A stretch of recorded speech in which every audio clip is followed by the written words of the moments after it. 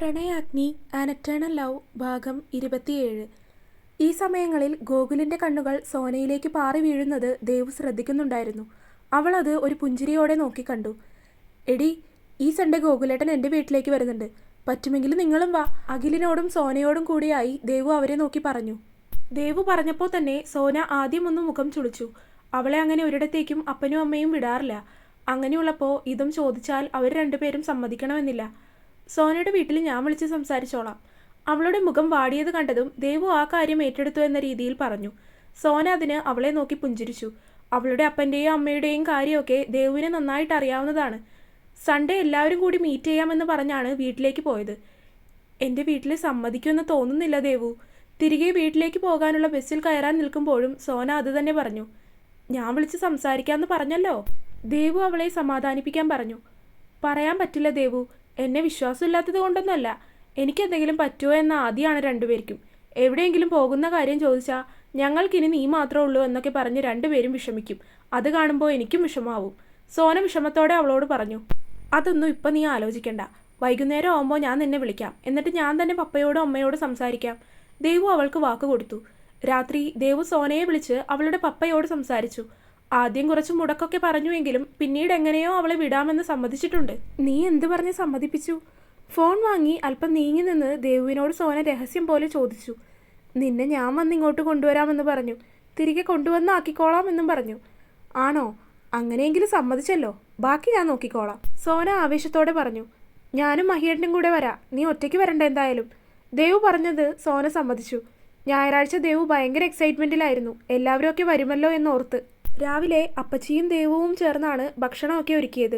ഉച്ചയ്ക്കാണ് എല്ലാവരും വരാമെന്ന് പറഞ്ഞിരിക്കുന്നത്. അതിനു മുന്നേ ഒരു വലിയ സദ്യ തന്നെ രണ്ടുപേരും ചേർന്ന് ഒരുക്കി. ദേവൻ സൂപ്പർ മാർക്കറ്റിലേക്ക് വരെ ഒന്ന് പോയിരിക്കുകയാണ്.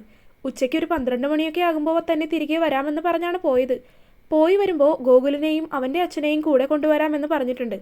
അപ്പോൾ പിന്നെ അതിൻ്റെ കൂടെ തന്നെ സോനയും വിളിച്ചിട്ട് വരാൻ ദേവു പറഞ്ഞിട്ടുണ്ട്.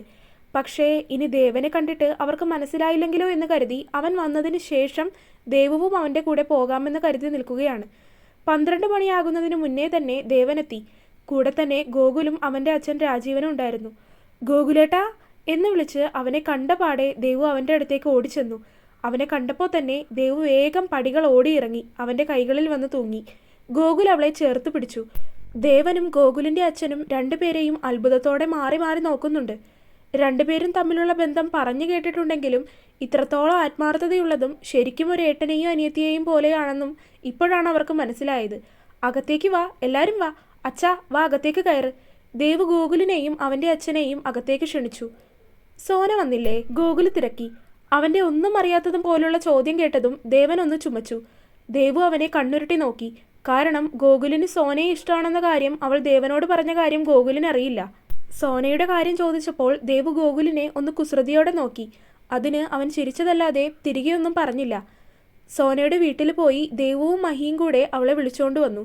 കുറച്ചു കഴിഞ്ഞപ്പോൾ അഖിലും അങ്ങോട്ടെത്തി. ഗോകുലിൻ്റെ ഏറ്റവും അടുത്ത സുഹൃത്താണ് അഖിൽ. അന്നിങ്ങനെ ദേവുവിൻ്റെ വീട്ടിൽ വരുന്ന കാര്യം സംസാരിച്ചപ്പോൾ അവനും ഉണ്ടായിരുന്നു കൂടെ. അതുകൊണ്ട് അവനെ കൂടി വിളിക്കാമെന്ന് കരുതി ദേവു അവനെ കൂടെ ക്ഷണിച്ചിരുന്നു. ഗോകുൽ വന്നതിൽ പിന്നെ ദേവു അവൻ്റെ കൂടെ തന്നെയായിരുന്നു. അവൾക്ക് പറയാൻ ഇതിനും മാത്രം എന്താണെന്ന രീതിയിൽ മഹി അവളെ തന്നെ നോക്കുന്നുണ്ട്. ഒരു കൂടപ്പറപ്പില്ലാത്ത വിഷമം തനിക്കറിയാം. അതേ വിഷമം തന്നെ അവൾക്കും ഉണ്ടാവും. പക്ഷേ ഗോകുലായിട്ട് ആൾ നല്ല കൂട്ടാണ്. ശരിക്കും ഒരു ഏട്ടൻ അനിയത്തി എന്നതുപോലെ. അപ്പച്ചിയും സോനയും മഹിയും അഖിലും ഗോകുലിൻ്റെ അച്ഛനും എല്ലാവരും ഇരുന്ന് എന്തൊക്കെയോ കാര്യമായ സംസാരത്തിലാണ്. പക്ഷേ ദേവുവും ഗോകുലും അതിലൊന്നും ഇടപെടാതെ അവരുടേതായിട്ടുള്ള സംസാരത്തിലാണ്. ഗോകുലേട്ടാ, ഇന്ന് പറ്റിയ അവസരമാണ്. അവളോട് തുറന്ന് പറയ്. ആരും കേൾക്കാതെ പതിഞ്ഞ ശബ്ദത്തിൽ അവൾ അവനോട് പറഞ്ഞു. അത് വേണോ ദേവൂട്ടി? ഇന്ന് പറ്റിയ അവസരമാണ്. ഇതുപോലെ അവളെ ഇനി കിട്ടില്ല. പിന്നെ ഇനി ബാക്കിയൊക്കെ ഏട്ടൻ്റെ ഇഷ്ടം പോലെ, ദേവു അവനോട് പറഞ്ഞു. ഗോകുല് സോനയെ ഒന്ന് നോക്കി.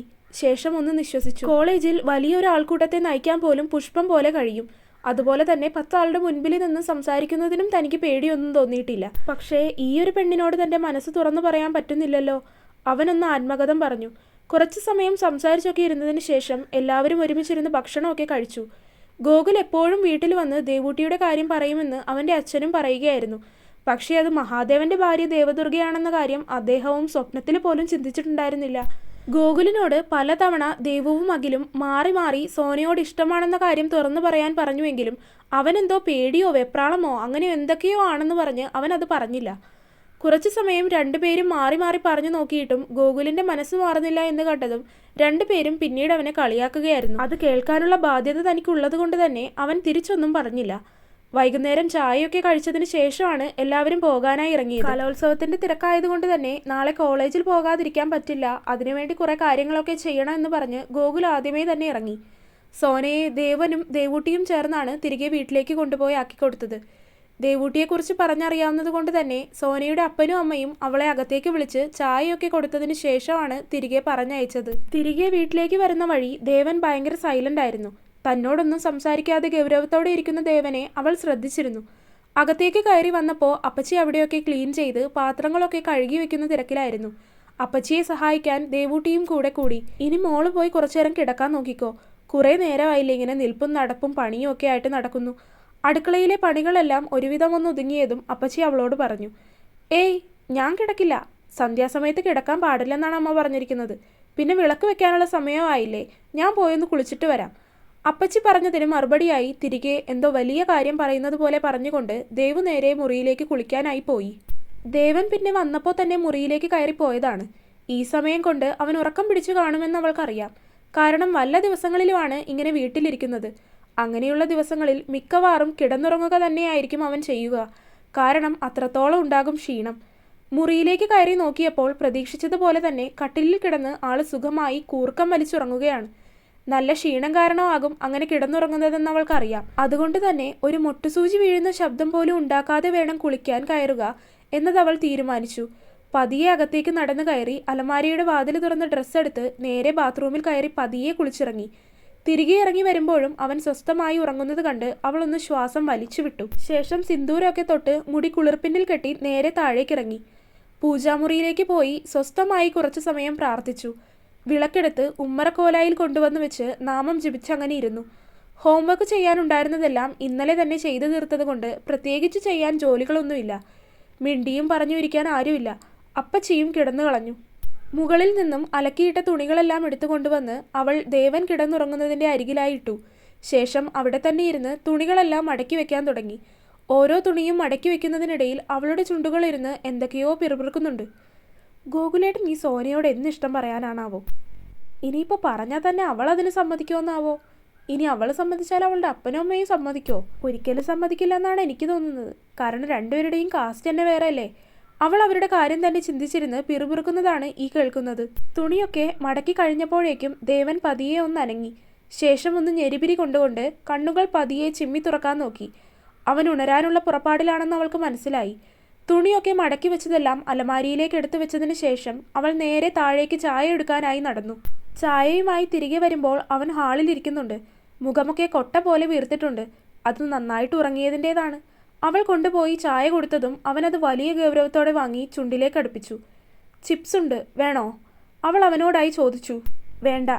ഒറ്റ വാക്കിൽ തന്നെ അവൻ ഉത്തരവും തീർത്തിരുന്നു.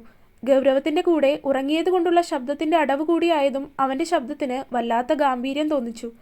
ഇത്ര നേരമായിട്ടും തന്നോട് കാര്യമായിട്ടൊന്നും അവൻ സംസാരിച്ചിട്ടില്ല. ദേവു അത് ഓർക്കുകയായിരുന്നു. രാത്രി ഭക്ഷണം കഴിക്കാനിരിക്കുമ്പോഴും ദേവൻ സൈലന്റ് ആയിരുന്നു. അതൊരു പക്ഷേ ഉറക്കം വിട്ടുമാറാത്തത് കൊണ്ടാകുമെന്ന് കരുതി ദേവുവോ അപ്പച്ചിയോ അവനോടൊന്നും ചോദിക്കാനോ പറയാനോ നിന്നില്ല. കാരണം ഇനി എന്തെങ്കിലും ചോദിച്ചാൽ ഉറക്കത്തോടെ ഇരിക്കുന്നത് കൊണ്ട് തന്നെ ചിലപ്പോൾ അവരോട് മെക്കിട്ട് കയറും. അതവന് പൊതുവെയുള്ള ശീലമാണെന്ന് രണ്ടുപേർക്കും അറിയാം. കാരണം ഉറക്കം ശരിക്കും വിട്ടുമാറിയില്ലെങ്കിൽ പിന്നീട് അങ്ങോട്ട് ദേഷ്യമായിരിക്കും. അത് കുഞ്ഞായിരിക്കുമ്പോൾ മുതൽ അങ്ങനെ തന്നെയാണെന്ന് ദേവു അപ്പച്ചി പറഞ്ഞു കേട്ടിട്ടുണ്ട്. അതുകൊണ്ട് തന്നെ ആരും പരസ്പരം സംസാരിക്കാതെ ഇരുന്നാണ് രാത്രിയുള്ള ഭക്ഷണം കഴിച്ചു തീർത്തത്. പാത്രമൊക്കെ എടുത്തു വെച്ചതിന് ശേഷം ദേവു മുറിയിലേക്ക് വന്നു. അവൾ കരുതി അവൻ കിടന്നുറങ്ങിക്കാണുമെന്ന്. കാരണം ഉറക്കക്ഷീണത്തോടെയുള്ള ഇരിപ്പായിരുന്നല്ലോ. മുറിയിലേക്ക് വന്ന് നോക്കുമ്പോൾ അവൻ ലാപ്ടോപ്പൊക്കെ തുറന്നു വെച്ച് അടുത്തൊരു ഫയലൊക്കെ എടുത്തു വെച്ചിട്ട് എന്തോ കാര്യമായ കണക്കുകൂട്ടലുകളിലും മറ്റുമൊക്കെ ആയിട്ടിരിക്കുകയാണ്. അവൾ ശല്യം ചെയ്യാതെ വന്ന് കിടക്ക വിരിയൊക്കെ മാറ്റി കുടഞ്ഞു വിരിച്ചു. അവൾ വന്നു കഴിഞ്ഞിട്ടും അവൻ അത് കാര്യമാക്കാതെ വീണ്ടും ലാപ്ടോപ്പിൽ എന്തോ കാര്യമായ ജോലി ചെയ്യുകയാണ്. കഴിഞ്ഞില്ലേ മഹിയേട്ടാ, വാ കിടക്കാം. സമയം കുറച്ചു കഴിഞ്ഞതും ദേവു അവനെ കിടക്കാനായി വിളിച്ചു. നീ കിടന്നോ, എനിക്ക് കുറച്ച് കാര്യങ്ങൾ കൂടി ചെയ്തു തീർക്കാനുണ്ട്, ഞാൻ വൈകും. അവളെ നോക്കാതെ തന്നെ പറഞ്ഞുകൊണ്ട് അവൻ വീണ്ടും ലാപ്ടോപ്പിലേക്ക് നോക്കിയിരുന്നു. ദേവു അവനെ തന്നെ കുറച്ചു സമയം സംശയത്തോടെ നോക്കി നിന്നു. കുശുമ്പാണോ ഇനി? അവൾ ഒരു നിമിഷം ഇന്നത്തെ അവൻ്റെ മുഖഭാവങ്ങളെല്ലാം ഒന്ന് മനസ്സിലോർത്തുകൊണ്ട് മനസ്സിൽ അങ്ങനെ ചിന്തിച്ചു. തുടരും. അപ്പോൾ വീഡിയോ കണ്ടവരെല്ലാവരും വീഡിയോ ലൈക്ക് ചെയ്യുക. നിങ്ങളുടെ അഭിപ്രായങ്ങൾ എന്ത് തന്നെയാണെങ്കിലും അത് കമൻ്റായിട്ട് അറിയിക്കുക. ചാനൽ സബ്സ്ക്രൈബ് ചെയ്യാത്തവർ സബ്സ്ക്രൈബ് ചെയ്യുക. അടുത്ത പാർട്ടായിട്ട് നാളെ വരാം കേട്ടോ. ബൈ.